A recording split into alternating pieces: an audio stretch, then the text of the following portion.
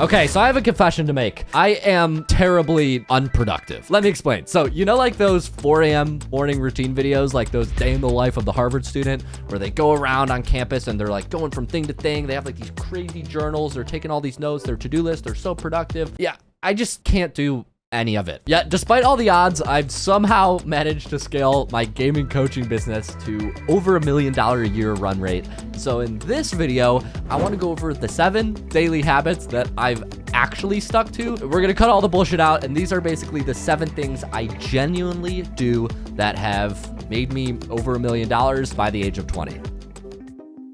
The first daily habit I have is no phone in bed. As somebody who just naturally just like reaches for the phone and like is super bird brain, like ADD brain, I've realized the 2 easiest times that I just get distracted and just waste away time are when I'm waking up and when I'm going to sleep, both in bed. So in like an effort to kind of make it impossible for me to get distracted, my rule is basically I can't be laying down in bed using my phone. Now, times come when I don't follow this perfectly, but basically my rule is like I literally have to be sitting up using my phone next to my bed, or if I want to use my phone, I'm using it somewhere else, like standing or just in a different room. That way, like I can really feel the time pass and you don't get into like those like endless slumps where you're just scrolling through and the time just disappears. Like there are definitely those moments where I'm laying down at night and for whatever reason, the YouTube algorithm is hitting differently and just my time is just flooding away.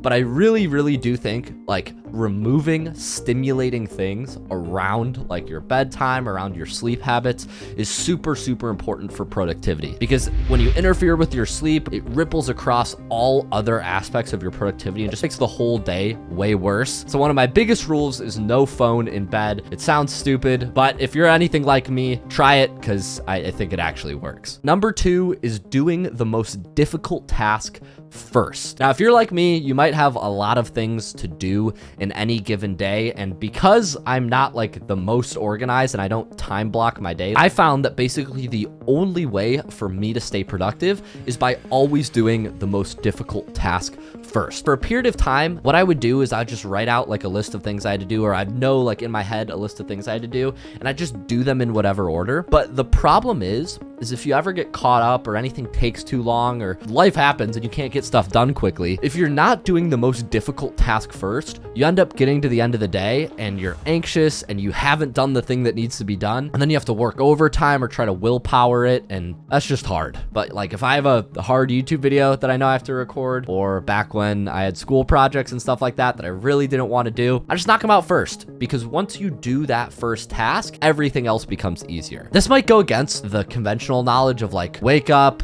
make your bed, then once you make your bed, you know, get your house in order, then do all these things and then start working. I think that's a waste of time. I don't know. I don't think making your bed is that important. I just wake up and I try to get straight to doing the hardest task I have first. That works for me personally, but it's also kind of because of the 3rd habit I have. So I guess we'll jump into that one. Habit number 3, output in the morning and input at night. The reason this works so well is because productivity is really just how much you get done per unit of time. And as humans, we're not like computers. For me, at least, my willpower tanks heavily as the day goes on. So doing stuff in the morning is kind of like a way to compensate for the fact that I'm not like personally a machine. And if you're somebody who has to abide by the normal laws of being a human, I guess, and not having infinite energy, then maybe you should try this. Basically, I create content in the morning, I write things, I solve hard problems, I have my alone, isolated deep work in the morning. And then at night, you know, I'm taking things in. I kind of talk to people more during the evenings. I'm consuming content more during the evenings. And I'm just doing stuff that's a little bit easier during those times of day. I find I get way more done when I do it that way versus the other way around. Number 4, subscribing to anyone with the name Luke. Nah, that was a joke. Sort of. But no, number 4 is actually working out. For whatever reason, like after I work for like 4 or 5 hours, I just can't stay focused for that long without breaking. My energy just tanks. It just tanks. So for me, I work out almost every day, sometime between 1 and 5 p.m. I'm either weight training or these days I started running. I'm doing cardio as well, but basically 7 days a week I work out. And I find that working out is not good just to break up the day, but it's also really good for like stress management. Have you ever like been working on something for 2 hours and then just you take a break and you come back and you look at the same thing and you're like, oh, I could have just done this, or you just like miss an obvious step. And if you're working for super extended periods of time on just one item, especially if it gets into like the afternoon, for me, my brain power just dies. So like that mid-afternoon workout has always worked for me really well. It resets me. I can get back and I can still crank out like 2 or 3 more hours of work. It doesn't have to be weight training. It doesn't have to be cardio. Literally just anything that's hard enough to the point where you can't think about work, like you actually reset and you're just focused on the workout, I think is really good. But genuinely, like physical health, like just getting momentum physically helps a lot with getting momentum, like in terms of your productivity. Number 5, no checking my phone until 5 p.m. The point of this is to really push back the time in the day you start to use your phone. Now, for the longest time, like I would check my phone throughout the day and I would like put it on my desk and I'd tell myself I'm gonna work and that, you know, I won't get distracted by having my phone there. But for me, like my willpower is just not that good. So if I hear a ping or if I see something, it's very easy for me to go from like checking my phone to like somehow I'm on Instagram and now somehow I'm watching a YouTube tutorial about like how to cook rice the perfect way. It devolves quickly. That's the point. Ever since I've kind of just separated, like when I'm here, I'm not checking my phone. I'm in other rooms, I check my phone, but like in the morning and during the day while I'm working, I'm not checking my phone. I've honestly found so much better focus and really just less stress overall. As much as like the short term we want to check our phones because we think it's solving our problems, it actually creates stress because like when you're solving a hard problem and then you get a text, you get like even a little problem, like something small that you have to solve, it just makes it really easy to get overwhelmed. So for me, like just having one task and not checking anything else until that task is finished, it helps a lot with just stress management and being able to deal with difficult problems, especially related to running the business, and not like completely lose it on a daily basis. So that's number 5. Number 6, a daily habit I've recently picked up is stopping responding to everybody. And this one is like a little controversial. I don't want you to watch my video and then stop talking to people in your life that matter. But for me personally, I realized that like during the day, I would respond to a text almost whenever I got it. I rarely looked at my phone, saw the text and put my phone down. I almost always picked up my phone and responded right away. But the problem with this is that one, it's really like unproductive. It's super distracting to constantly be picking up your phone and responding to people. And number 2, it's honestly just not worth it. Like half the time I get texts, you know, people will ask you stuff that maybe they could just figure out themselves or questions that aren't really urgent. And what I realized is when I stopped responding immediately to texts, people in my life would start solving their problems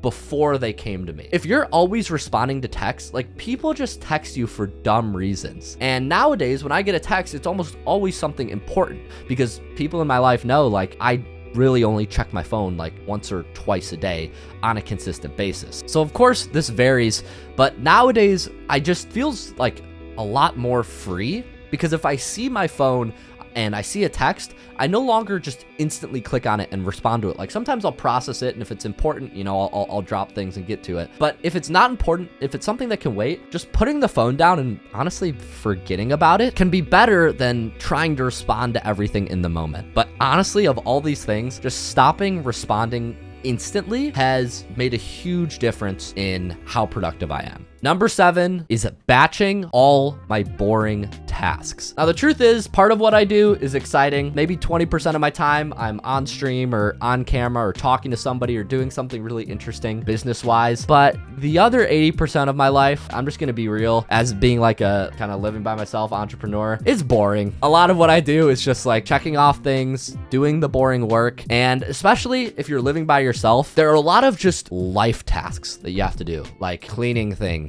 cooking food, and doing laundry. And while it might not seem like doing all those things matters that much, if you have other things that are more important to do, the time you waste doing like boring life tasks really adds up. So these days, what I've started doing is literally meal prepping, breakfast, lunch, dinner during my weekends. I'll kind of wait until I get a ton of laundry stocked up. I know this probably sounds stupid. And even like work tasks. For example, responding to my DMs, I'll just wait until I get a ton of DMs to respond to and then respond to them all at once. I think when you're at a low level of like entrepreneurship, you think everything is important, but the higher and higher level you get, you realize only a few tasks really matter. So for me, those tasks are like recording videos, talking to people on my team, leading people. That matters a lot. All the other stuff is kind of just stuff that I see as things that I have to check off the box. If you want to become like a millionaire, or you want to become a billionaire, act like a millionaire or a billionaire. Like treat your time like it's precious, right? And like maybe don't spend time making food individually every meal or responding to every DM one by one when it comes in. But when you start to batch tasks and you start to be really selective with your time, you just operate like somebody who runs a tight schedule and doesn't have much time to do stuff, all of a sudden you have a lot of time and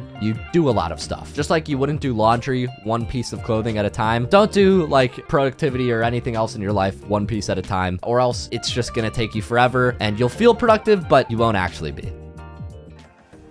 Honestly, I think half the battle is not what you actually do, but what you don't do in your daily habits that make you productive. So maybe I'll make a follow-up on the things I avoid doing. But otherwise, yeah, that is literally the stuff that I stick to and that actually helps me on a daily basis. If you want to see more daily updates, or you want to know when stuff's going live, you want to see updates behind the scenes, check out my Instagram, because that's really the only other active place that I'm posting. I actually post a lot of questions and stuff there before it goes live on my YouTube. So go follow that. I'll have it linked down below. Otherwise, thanks everybody so much for the engagement on these videos. To see the channel grow, even just like over 1,000 subscribers, is so cool. Like I'm still at the point where I genuinely read all the comments and I check every video. So if you've been commenting, thank you. It really helps get the content out there to more people. As always, thanks so much for watching. Let me know what you want to see next, and I'll see y'all in the next video. Peace, guys.